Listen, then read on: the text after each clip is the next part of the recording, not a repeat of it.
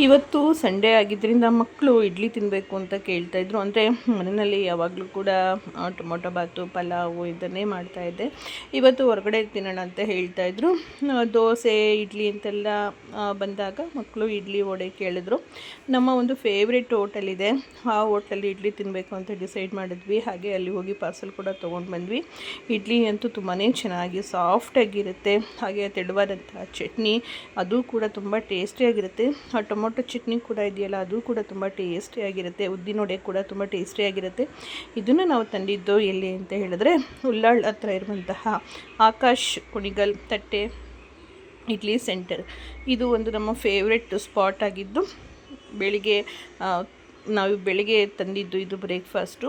ಹಾಗೆ ಸಾಯಂಕಾಲ ಕೂಡ ತುಂಬಾ ರಶ್ ಇರುತ್ತೆ, ತುಂಬ ರುಚಿಯಾಗಿರುತ್ತೆ ಇಲ್ಲಿಯ ಒಂದು ಫುಡ್ಡು.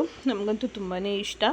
ಸಾಮಾನ್ಯವಾಗಿ ಈ ಉಳ್ಳಾಲ್ ಕಡೆ ಯಾರಾದರೂ ಇಲ್ಲಿ ಹೋಗಿ ಟೇಸ್ಟ್ ಮಾಡಿದರೆ ನಿಮ್ಮ ಅಭಿಪ್ರಾಯವನ್ನು ತಿಳಿಸಿ. ನನಗಂತೂ ತುಂಬಾ ಇಷ್ಟ. ಇಡ್ಲಿಗೆ ಬೆಣ್ಣೆಯನ್ನು ಕೂಡ ಹಾಕಿ ಕೊಡ್ತಾರೆ. ಬಿಸಿ ಬಿಸಿ ಇಡ್ಲಿ ಅಲ್ಲಿ ತಿಂತಿದ್ರೆ ಅದ್ರ ಮಜಾನೇ ಬೇರೆ. ಹಾಗಾಗಿ ನನಗಂತೂ ಇದೊಂಥರ ಫೇವ್ರೆಟ್ ಸ್ಪಾಟ್ ಅಂತಲೇ ಹೇಳ್ಬೋದು. ನಮ್ಮ ಮನೇಲಿ ಏನಾದ್ರು ಬ್ರೇಕ್ಫಾಸ್ಟ್ ಅಂತ ಹೇಳಿದಾಗ, ಅದು ಇಡ್ಲಿ ವಡೆ ಅಂತ ಬಂದಾಗ ಫಸ್ಟು ಬರೋದೇ ಆಕಾಶ್ ಕುಣಿಗಲ್ ಇಡ್ಲಿ.